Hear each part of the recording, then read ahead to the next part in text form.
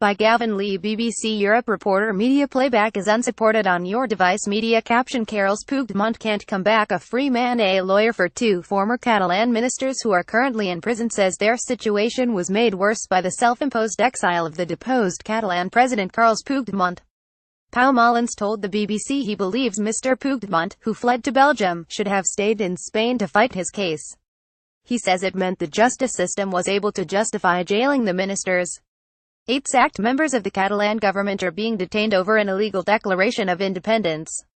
They, alongside Mr Puigdemont, are being investigated for alleged rebellion and sedition following a banned independence referendum on the 1st of October, in defiance of the central authorities in Madrid. Mr Molins told the BBC on Friday that legally, Mr Puigdemont's situation will be worse the longer he stays in Belgium and continues to avoid the allegations against him.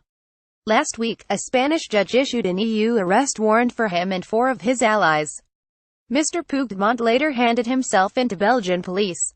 He has been released on bail until a judge decides whether to execute the warrant or not. Mr Molins, one of Spain's most senior criminal lawyers, is representing the sacked Catalan government spokesman, Jordi Turull, and exSustainability Minister Josep Rull.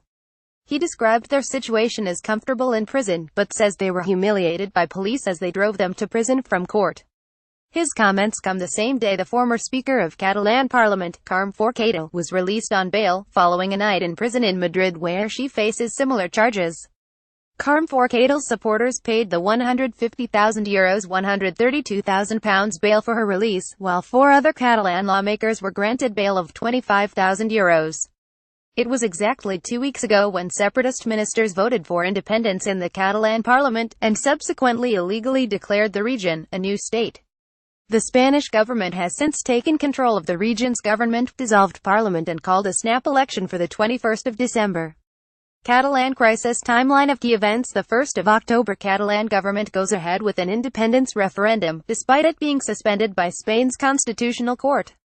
Violence breaks out as police try to stop the vote.